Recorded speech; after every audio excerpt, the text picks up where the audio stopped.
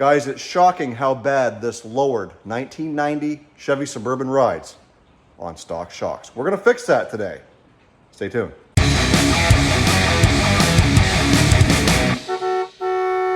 A few months ago, I bought this 1990 Chevy Suburban.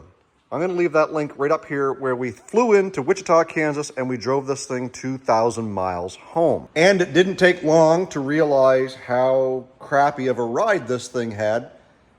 Well, it had a bad shock. And for 2,000 miles, unbeknownst to us, we drove home with the right front shock bad.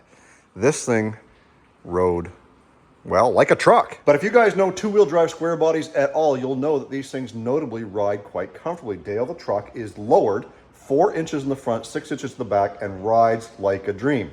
This thing, not so much. And the reason for that is it has stock shocks on the front, which isn't right because this thing is lowered, and it has air shocks in the back.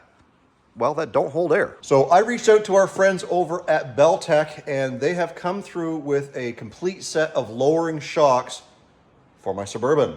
Let's take a look. Now this is a complete kit, front and rear shocks from Belltech, and these are the Nitro Drop 2 shocks, the exact same thing that I've got on Dale the truck. And the reason why they are so specific to these trucks and to a lowered truck is because when you lower the vehicle, you limit the range on travel. The current stock shocks that are on it, and we'll show you when we get there, only has about 1 inch of travel.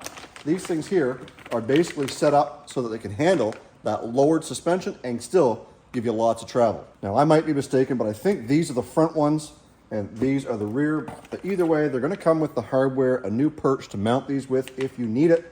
I don't think that we're going to need them, but we may use them anyway. So the whole idea on these shocks is that you get the travel that you need and they rebound pretty good. So we're hoping that these are gonna soften up that ride, which I'm confident that they are because, like I said, same set that we got on Dale the truck. Dale the truck rides 10 times better than Dale Jr. So if you're driving a 73 to 87 Chevy truck or the later R Series Suburbans and Blazers, make sure you check out Belltech if you're lowering your truck and you need some shocks. I've used these before. Although this is a sponsorship, it's not necessarily an endorsement. However, I can endorse these because I've used them and I'm very, very happy with them. So let's get Dale Jr. up in the air and see what we're up against to get these things changed out. I don't think it's gonna take very much. If you're interested in these, I will leave a link down in the description box below and you can go and get yourself your very own Nitro Drop 2 shocks from Belltech for your Chevy square body. All right, so as you can see up front here, we've got these stock replacement shocks on the front, and they do make it ride a little bit better up here, but they don't have as much travel as they need. And when we come to the back, you'll see we've got these air ride shocks that's got an air line with a Schrader valve on it, and this side over here doesn't seem to hold air for very long. So what we've got to do is we got to get these things out of here. Same thing with this one on this side and get them replaced. So what we need to do is we need to get those things out of there and get them replaced with the Belltech shocks. Then we can take this thing for a drive and simply see if it does in fact ride a lot better than it does right now.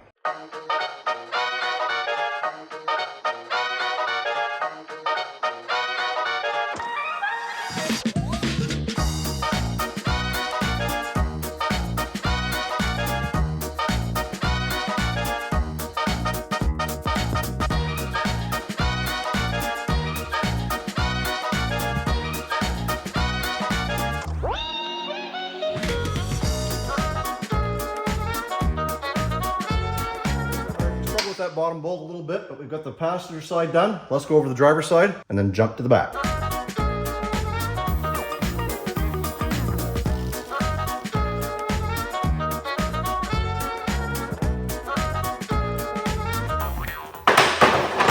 The reason why we struggled before is because I had to spread these two tabs apart a little bit, therefore it making it off center a little bit for that bolt to go through there. So if we give her a little love tap, that should go in there.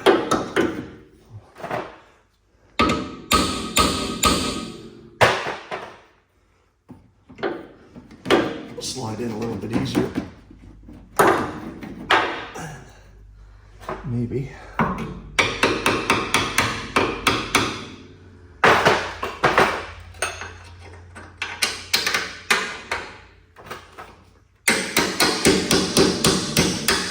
Yep, perfect that time. And then up top, you just pull down, compress it. And then it should just wiggle into place.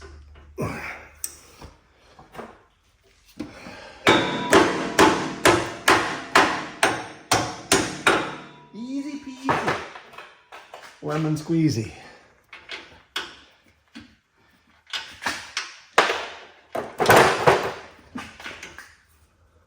Get our washer on up there.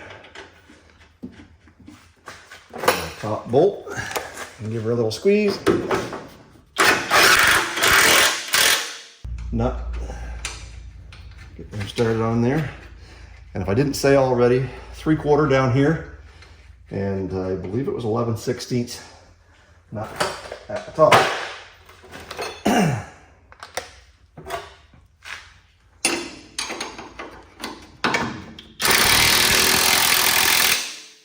Front is done.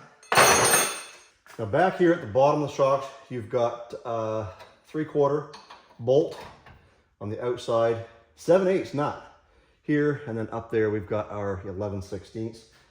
So this should come apart fairly easily.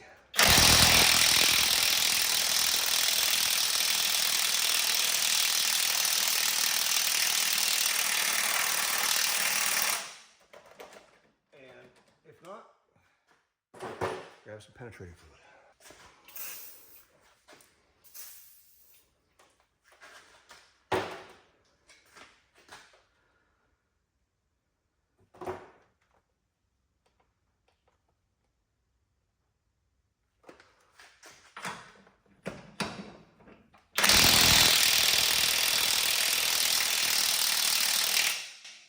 Maybe our 20-volt alloy man is just not cut up to it. See what the old Milwaukee. And we will crank her up to 10. No issues.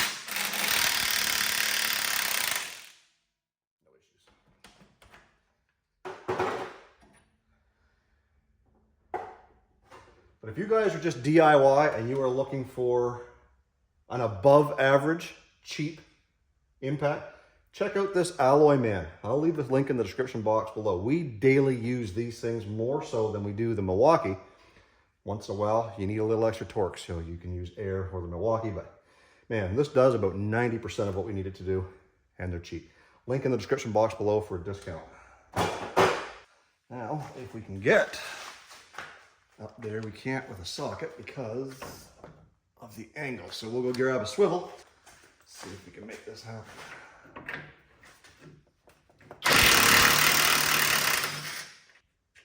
Those washers on there, for some reason, they are like exact fit.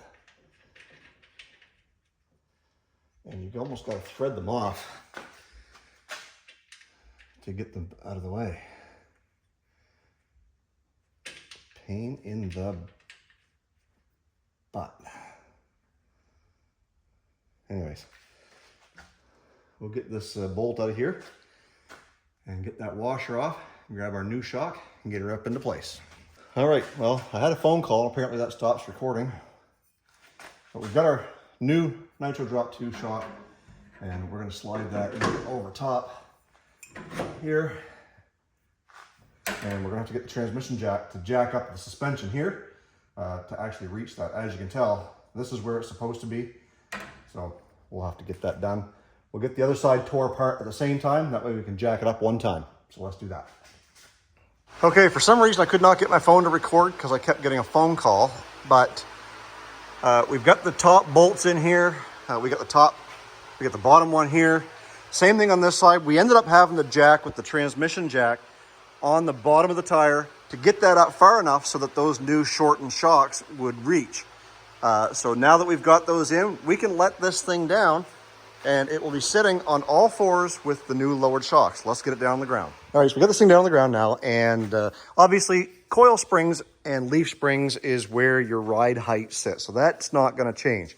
However, on the back, because they were air shocks, they were lifting up the truck. So what I did was I took a measurement and measured side to side to see if those were actually leaking, which is what I thought. 26 5/8 inches from the floor to the bottom of the fender.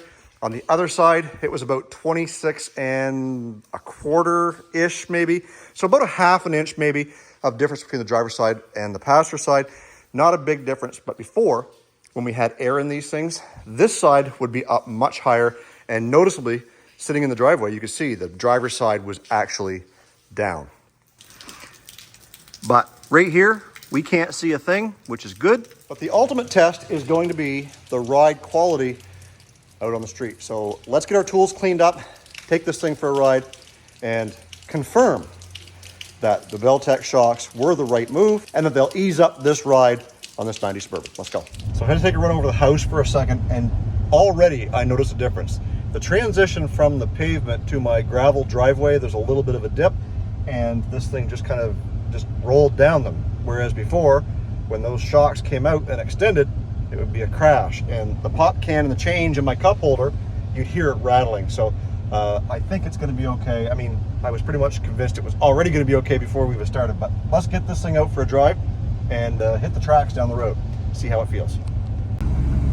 So we're doing about 35, hit those tracks, and you hardly even know that they're there.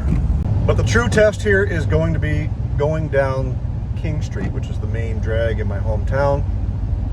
It's full of potholes and cold patches, so although better, I don't think we've 100% solved our ride quality issue.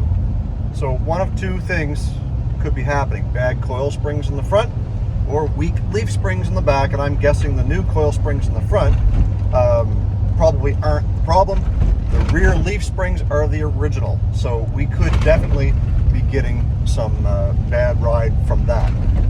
At some point, we're going to be changing the whole suspension on this thing to air ride all the way around. Not sure when that's going to be, but in the meantime, we're going to enjoy this more comfortable ride thanks to our friends from Belltech. Thank you so much, Belltech, for sponsoring this video and sending me the proper shocks that I need for this lowered square body. Once again, guys, the link will be in the description box below if you guys need this kit for your square body. And as always, I end every video with stay focused on the windshield, not the rear view mirror. I love you guys. God bless. We'll see you in the next video.